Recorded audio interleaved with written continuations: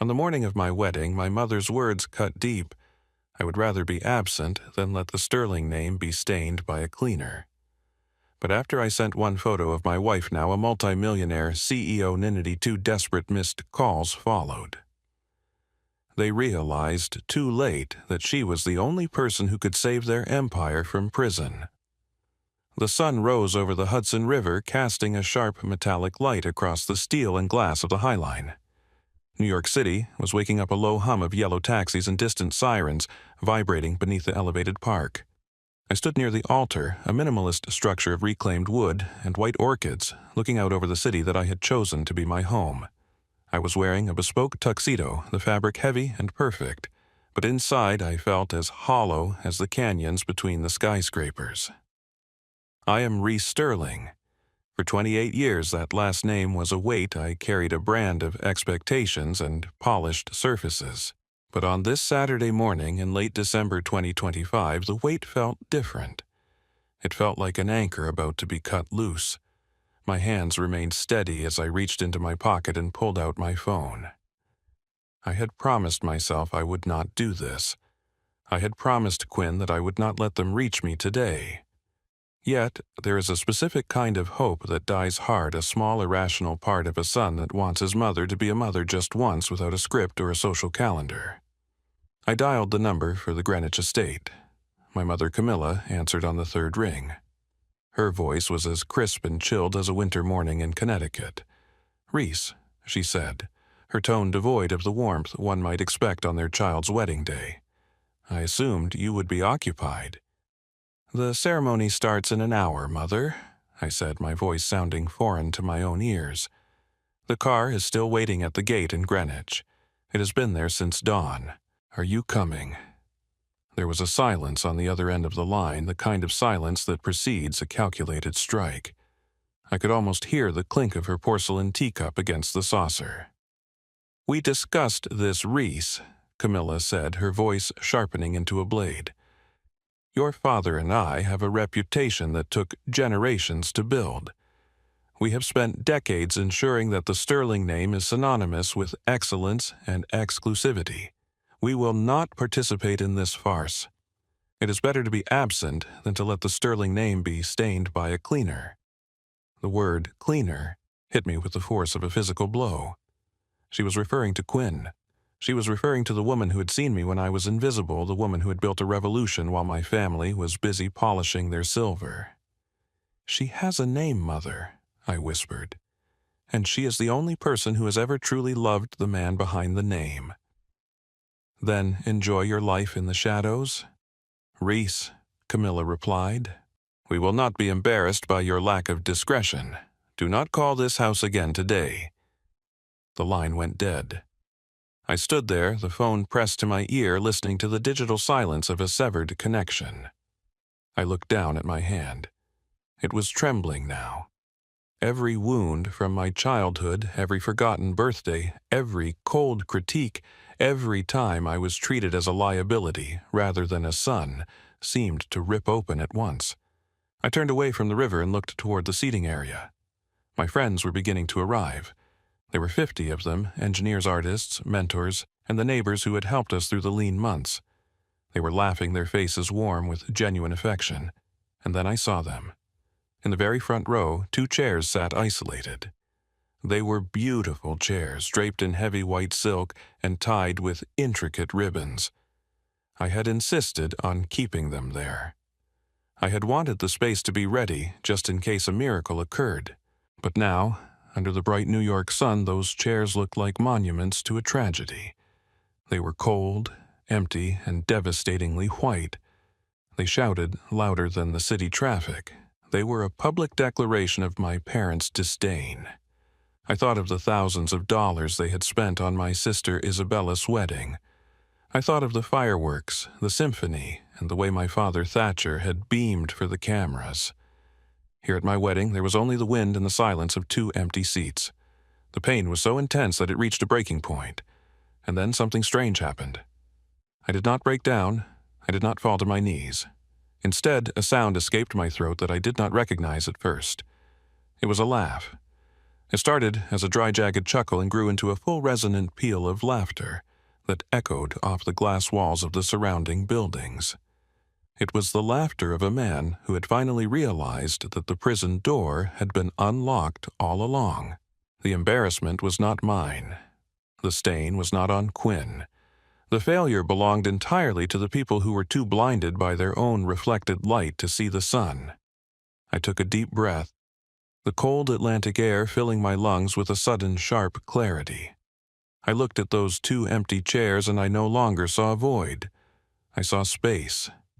Space for a new life. Space for a story that did not require their permission to be told. I pulled my phone back out. I took a single clear photograph of the empty chairs with the Hudson River in the background. I did not add a caption. I did not send a message. I simply uploaded it to the family group chat and turned my phone to silent. I knew that within minutes their world of perception and currency would begin to fracture. But as I saw Quinn walking toward me in her simple, elegant gown, I realized I did not care about their panic. For the first time in my life, I was not a Sterling. I was simply Reese, and I was finally whole. The Sterling estate in Greenwich, Connecticut was not a home. It was a fortress of curated perfection. Every hedge was trimmed to a precise mathematical angle, and every stone in the driveway was polished to reflect the wealth of its owners. To the outside world, it was the pinnacle of the American dream. To me, it was the laboratory where I first learned to identify a failing system. The afternoon of my graduation from Princeton University should have been a celebration of 4 years of relentless labor. I had finished at the top of my class in systems engineering, mastering the complexities of feedback loops, optimization, and structural integrity.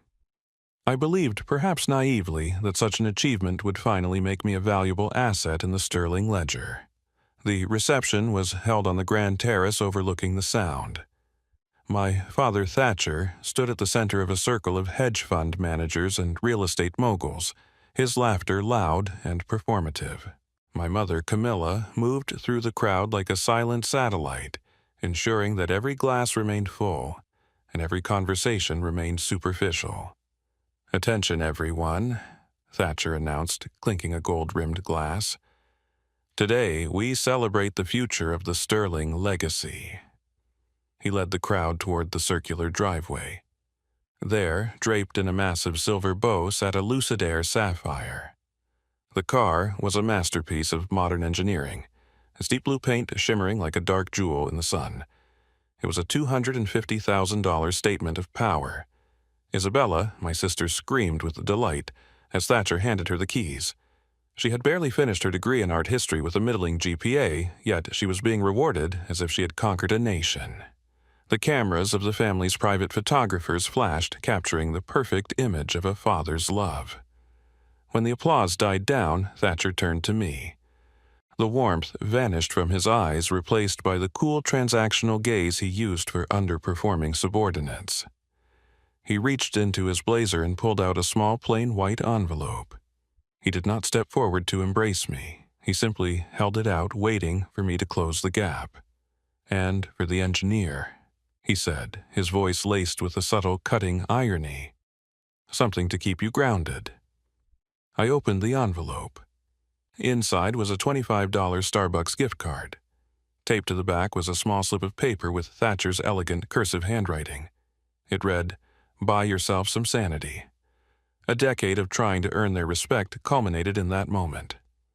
The crowd went back to admiring Isabella's car, leaving me standing alone with a piece of plastic that was worth less than the appetizer I had just consumed.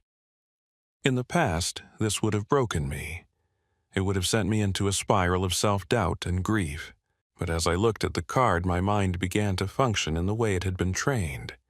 I stopped seeing a tragedy and started seeing a malfunction. I realized that the Sterling family was not a sanctuary. It was a legacy system running on obsolete code. My father was the central processor, but his logic was flawed. He prioritized perception over structural integrity. My mother was the cooling system, masking the heat of his anger with a layer of artificial frost. Isabella was the luxury output, a decorative feature designed to distract from the lack of actual substance. I was the anomaly in their algorithm. I was the data point that did not fit the curve. They did not hate me, they simply had no category for me. In their system, value was only recognized if it could be displayed at a gala or printed in a society column. My obsession with efficiency, sustainability, and real-world impact was a language they did not speak. To them, my intellect was a bug in the software, a glitch that threatened the smooth operation of their vanity. Standing there on that expensive gravel, I felt a strange sense of liberation.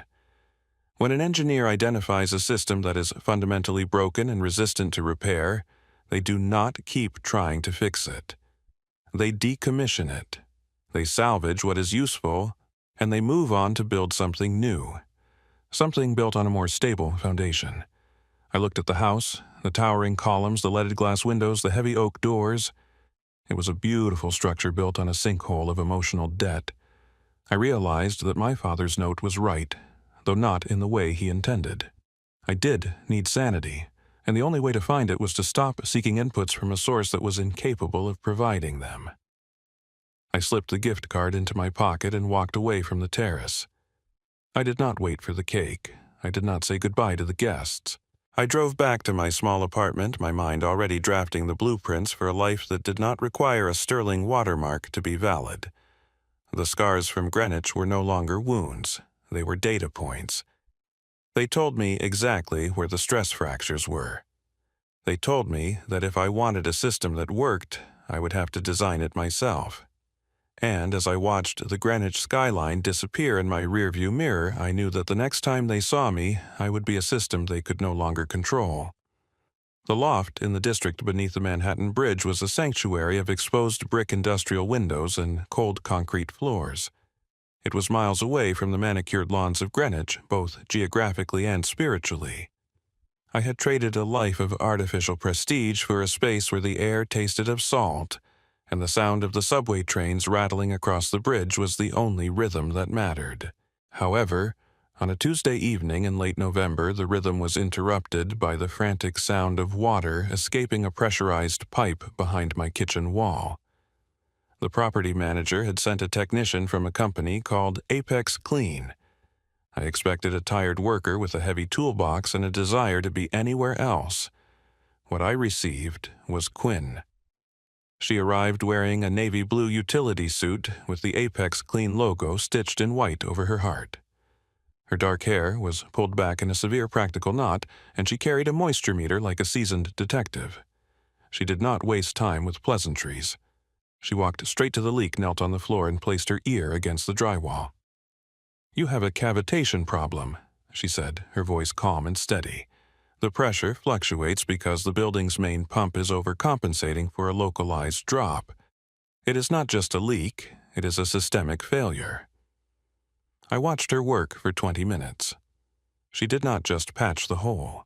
She recalibrated the valves, her movements precise and efficient like a surgeon. When she finished, she sat back on her heels and looked at the wall as if she could see through the plaster to the very bones of the building. "It is fixed," she said, "but the design is wasteful. You are losing 40% of your potential gray water to the sewage line simply because the architects did not value circularity." I was intrigued. I had spent 4 years at Princeton University studying systems, but I had rarely heard a technician speak with such theoretical clarity. As she reached for her tablet to finalize the invoice, a folded piece of paper fell from her pocket. I picked it up before she could. It was an old, wrinkled invoice from a hardware store, but the back of it was covered in a dense, beautiful maze of diagrams and mathematical notations. In the center, there was a sketch of a modular device that looked like a cross between a turbine and a heart. It was labeled in tidy architectural print, Hydra Core. "What is this?" I asked, holding the paper toward the light. Quinn froze for a fraction of a second, a flicker of guarded intensity passing through her eyes. She reached out and took the paper back, but she did not hide it. Instead, she smoothed it out on the kitchen counter. "It is a closed-loop filtration array," she said, her voice dropping to a whisper. "It uses sensor-driven fluid dynamics to recycle 95% of household water. It does not just clean, it restores. It makes a building an independent ecosystem. I looked at the equations scribbled in the margins. They were sophisticated, elegant, and far beyond the scope of a standard plumbing certification. I recognized the Nash equilibrium principles applied to resource allocation and the fluid mechanics of a genius. "You are not just a plumber," I said, looking at her properly for the first time. "I am someone who likes to solve problems," Quinn replied, a small defiant smile playing on her lips. "I spent 3 years at the University of California, Berkeley building prototypes that no one wanted to fund because they were too efficient. The industry prefers disposable systems because they generate more revenue. So I took this job.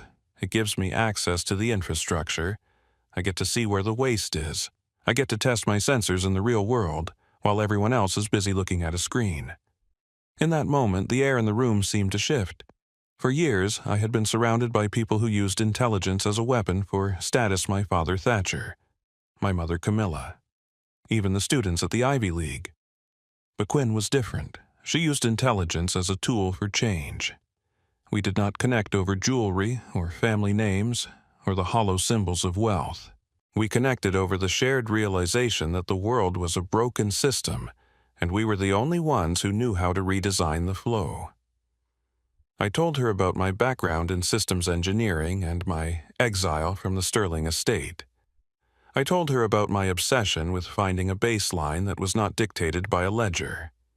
She listened with an intensity that made me feel more seen than I ever had in the grand ballrooms of Greenwich. "People think cleaning is about wiping surfaces," she said, pointing to the sketch of the Hydra core. "But true cleaning is about removing the friction from the system. It is about making things work the way they were intended to work before we added the greed." As the Manhattan Bridge glowed in the twilight outside, we sat on the floor of my loft and talked about algorithms and the ethics of resource management. Quinn was a hidden genius, a woman who was quietly mapping the future while the world looked the other way. I realized then that she was not the cleaner my mother would later sneer at. She was the architect of the only world I wanted to live in. I looked at the Hydra core sketch one last time. It was not just a machine. It was a promise. And as I looked at Quinn, I knew that the connection we were forming was the only thing in my life that had ever been truly engineered to last. The wedding on the High Line had concluded, but the digital fallout was only beginning to ripple through the social circles of Greenwich and New York. I sat in our quiet Brooklyn apartment, the sound of the evening tide echoing the rhythm of my thoughts. Quinn was in the next room, finally resting after a year of balancing her duties at Apex Clean with the immense pressure of leading a technological revolution. I opened my laptop and looked at the photograph of the 2 empty chairs I had posted earlier. The comment section was already a battlefield of confusion and whispered rumors. But I was not finished. It was time to introduce the world, and my family, to the woman they thought they knew. I uploaded a second photograph. It was taken a month ago at a private gala in San Francisco. Quinn was standing on a stage framed by a massive screen that displayed the logo for Hydra Core. She was wearing a sleek architectural dress holding the Innovator of the Year trophy. She looked every bit the visionary she was. I typed the caption with a steady hand. To the woman my family refused to acknowledge because they saw a utility suit instead of a soul. Congratulations to Quinn, the Chief Executive Officer of Hydra Core, on closing our $45 million Series B funding round led by Sequoia Capital.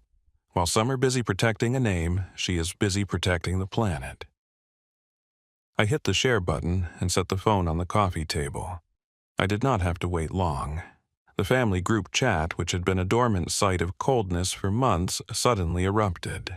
The notifications came in such a rapid sequence that the phone seemed to be shivering.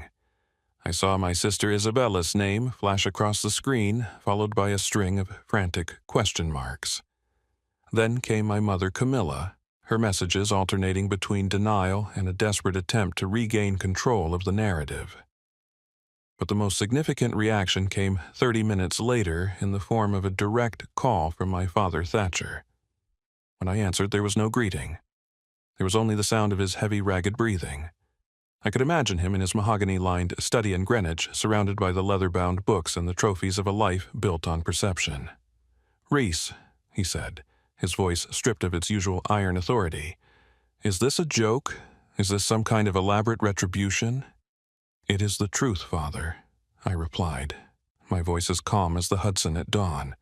"The woman you called a cleaner is the woman who has just been valued at $300 million by the most prestigious venture capital firms in the world."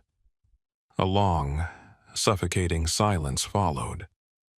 I knew exactly what Thatcher was thinking. He was a man of business, a man who tracked every movement in the market.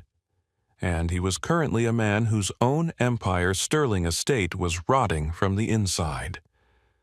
What Thatcher had not realized, what Quinn had hidden even from me until we were engaged, was that the sterling estate had reached out to Hydra Core 3 months prior. Thatcher had been desperate. His latest luxury developments in California were facing a total shutdown due to catastrophic water mismanagement and environmental violations. He needed a miracle. He needed the closed-loop filtration technology that only Hydra Core possessed. He had sent a formal groveling proposal to the anonymous leadership of Hydra Core, offering $10 million just for a preliminary partnership. He had written a letter to the chief executive officer praising their unparalleled brilliance and market-shifting foresight. Quinn had sat in our small kitchen, read that letter, and laughed. She had recognized the sterling letterhead instantly. She had looked at the history of their environmental crimes and the way they treated the people they deemed lesser. Without a word to me, she had typed a single-sentence response and sent it to my father's corporate office. Hydra Core does not partner with toxic corporate cultures. Thatcher had spent 3 months trying to find out who the Q Hayes on the signature line was. He had hired investigators to find the CEO of the company that held the power to save his legacy.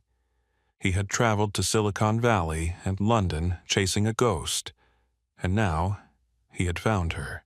She was the woman he had told me would stain the family name.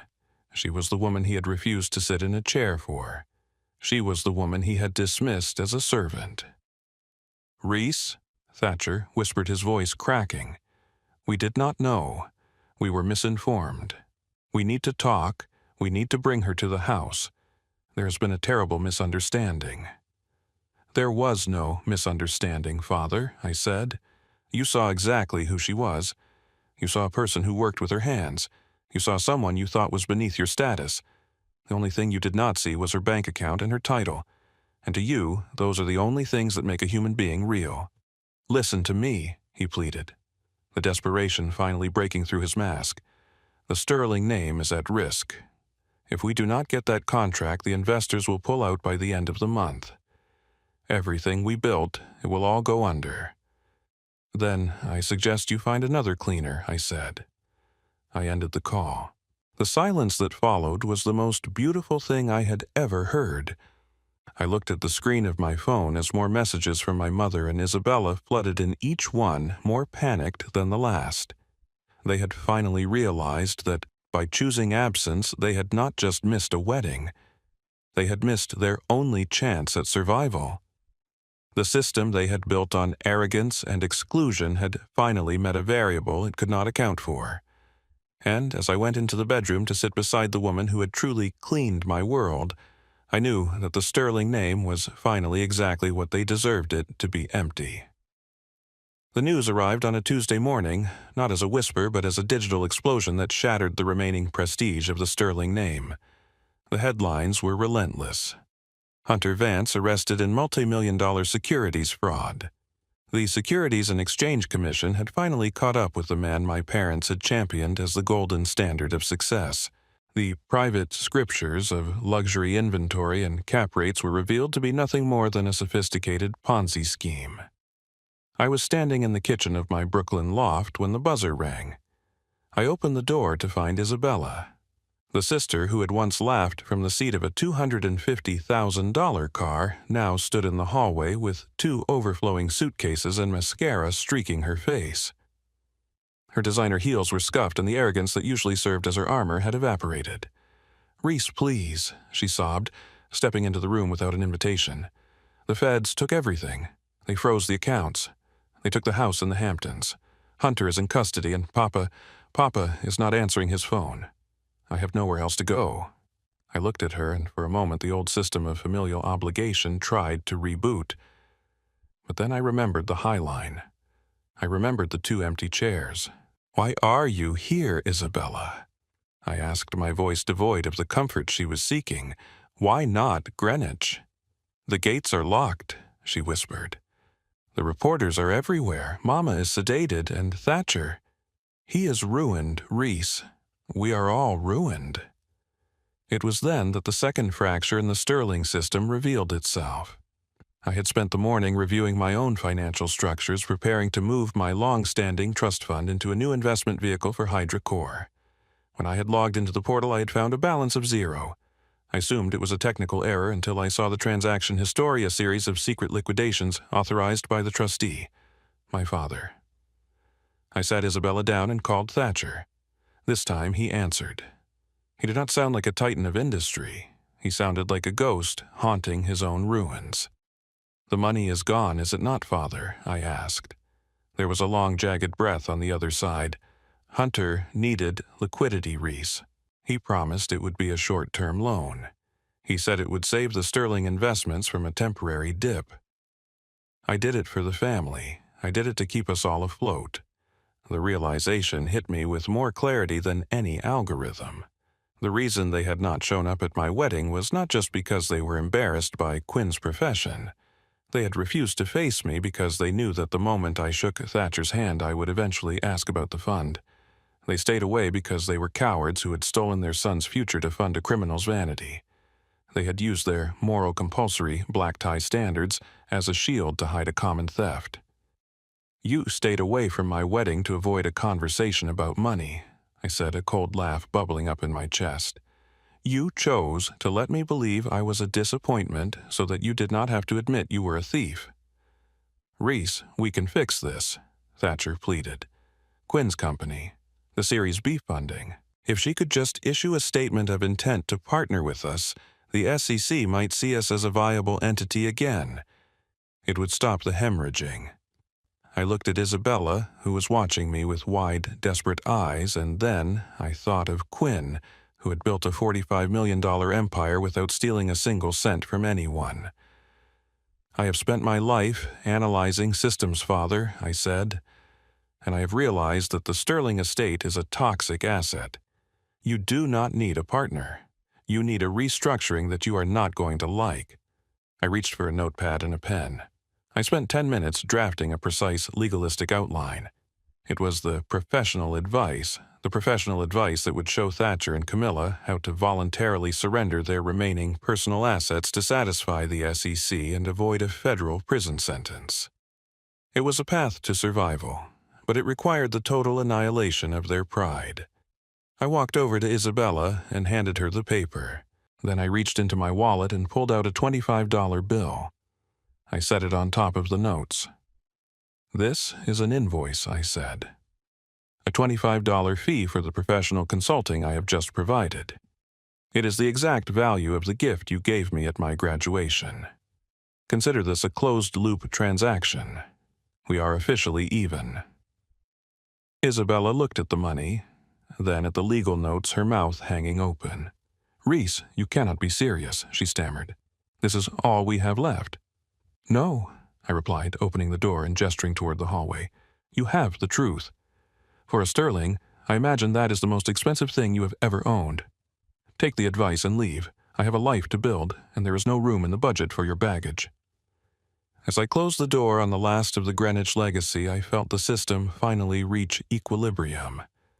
The golden light had faded, leaving only the cold, honest reality of the morning. I was no longer a variable in their failing equation. I was the architect of my own. The Pacific Ocean did not care about Legacy's bank accounts or the ruin of a dynasty. At Big Sur, the water hammered against the ancient cliffs with a rhythmic, indifferent power that made the drama of the Sterling family feel like a handful of sand thrown into a storm. Quinn and I stood on the deck of a small timber-framed cabin perched high above the surf, the air tasting of salt and cedar. The world below was a chaos of white foam and deep blue, a natural system that had operated perfectly for millions of years without the need for a press release or a choreographed sparkler exit. It was the first time in my life that I felt truly silent. My phone, which had been a source of constant vibrating anxiety for weeks, sat on the outdoor table. It lit up one final time. The caller ID displayed my mother's name. In the past, that name would have triggered a surge of adrenaline, a desperate need to appease her, or a sharp defensive reflex. Now, I simply looked at it as if it were a notification for a software update I no longer intended to install. I picked up the phone and stepped away from the railing. Quinn caught my eye, her expression calm and supportive. She did not ask me to answer it, nor did she ask me to ignore it. She trusted my design. "Hello, Mother," I said. Camilla's voice was frail, the polished edges of her Greenwich persona finally eroded. There was no mention of the cleaner, no mention of the embarrassment, and no mention of the sterling name. "Reese," she whispered. "The movers are here. They're taking the furniture. Your father. He is sitting in the library, and he will not speak. He just stares at the empty space where the portraits used to hang. We have nowhere to go when the sale closes on Friday. Isabella is staying with a friend, but they say she cannot stay past the weekend. Please, Reese, we are your family." I listened to her words, and I waited for the anger to arrive. I waited for the satisfaction of seeing her realize the magnitude of her failure. But nothing came. There was no heat, no resentment, and no desire for revenge. There was only a profound, quiet indifference. I realized then that the opposite of love is not hate. It is the total absence of interest. "Mother," I said, my voice as steady as the horizon, "I gave Isabella the path to survival. I provided the professional advice required to keep you out of a courtroom. That was my final contribution to the Sterling estate." "But we are your blood, Reese," she cried, her voice breaking into a jagged sob. "How can you be so cold after everything we gave you?" "You gave me a $25 gift card and 2 empty chairs," I replied. "You gave me a front row seat to a master class in how to value perception over people. I have learned my lesson well. I have spent my life analyzing systems, and I have concluded that our connection has reached a total resource depletion. There's nothing left to salvage." "You are a Sterling," she insisted, one last desperate grasp at the old mythology. "No," I said. "I am the man who built a life you were too blinded by pride to see. Family is not the place where you are born. It is not a bloodline or a shared last name. Family is the place where you are seen, where you are valued for your true structural integrity, and where the seats at the table are never left empty as a punishment. Reese, wait." "Goodbye, Camilla," I said. I ended the call and did something I should have done a decade ago. I deleted the contact. Then I powered down the device and set it on the table. The silence of the cliffs rushed back in to fill the void, and it was a mercy. Quinn walked over and slipped her hand into mine. She did not ask for a report. She simply stood with me as the sun began to dip toward the water, turning the Pacific into a vast, shimmering field of gold. "Is the system clear?" she asked quietly. "The old one is officially decommissioned," I said. "The feedback loops have been severed. There is no more noise." We stood there for a long time watching the ocean remake the coastline one wave at a time. I thought of the Hydra core and the $45 million that would soon be flowing into a system designed to heal the Earth. I thought of the small, honest wedding on the High Line and the 50 people who had stood up to applaud a love they actually believed in. The Sterling era was over. The empire of glass and granite had collapsed under the weight of its own hollow logic. But here, on the edge of the continent, a new system was beginning. It was a system built on sustainability, on transparency, and on a love that did not require a ledger to prove its worth. As the first stars began to appear over the dark expanse of the Pacific, I realized that I was no longer a son seeking a chair at a table that did not want me. I was an architect standing on solid ground, ready to build something that would finally last. How did this story resonate with you? Your feedback is essential for creating even more impactful content in the future. Please share your thoughts in the comments and follow for more meaningful stories of resilience and self-discovery. Thank you for being part of this journey toward finding our true value.